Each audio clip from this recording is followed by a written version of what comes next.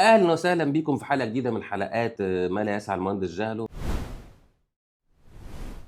النهارده انا بتكلم معاكم في تو اكسبريشنز الناس بتتلخبط فيهم، حاجه بيسموها السنجل بوينت اوف فيلير وحاجه بيسموها الفيلير توليرانس. الاثنين فيهم كلمه فيلير لكن معناهم مختلف.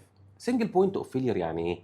يعني لو الفيلير حدث في اي كومبوننت او في اي اسيت كل حاجه وقعت، خط الانتاج وقع، السياره وقفت، المعده ما بتتحركش او ما بتشتغلش، دي احنا بنسميها سنجل بوينت اوف فيلير. الحاله دي بتكون موجوده عندنا بمعنى ان كل اسيت او كل كومبوننت معتمد على اللي حواليه، واحد وقع كله وقع.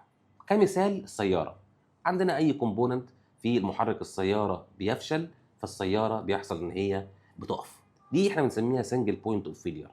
ولما نيجي نحاول نرسمها بلغه المهندسين بنرسمها في بلوك دايجرامز كلها ورا بعضيها، بنسميها سيريز ريلابيليتي بلوك دايجرام، يعني ورا بعض على التوالي يعني. في حين ان في حاجه عكسها تماما احنا بنسميها فيلير توليرانس، معناها سماحيه الفيلير. يعني الفيلير ممكن يحدث عادي واظل شغال، لا يحدث توقف. بيحدث امتى الكلام ده؟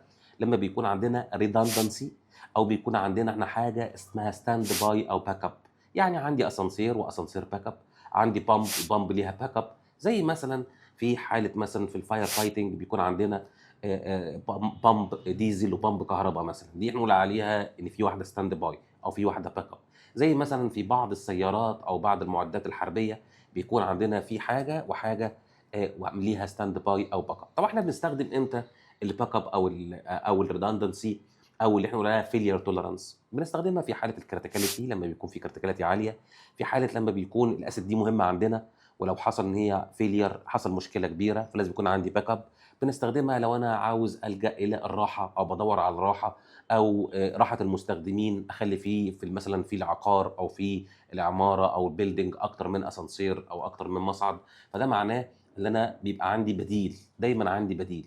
فلما بيكون عندي بديل بيبقى عندي سماحيه للفيلير، فبيسميها احنا الفيلير توليرانس. لو عرفت الفرق بين السنجل بوينت اوف فيلير وبين الفيلير توليرانس، اكتب لنا في الكومنتس ايه المواضيع التانية اللي انت تحب نتكلم عنها، بحيث اللي احنا نوضح او نفسر الترمينولوجي او نفسر المصطلح ليكم.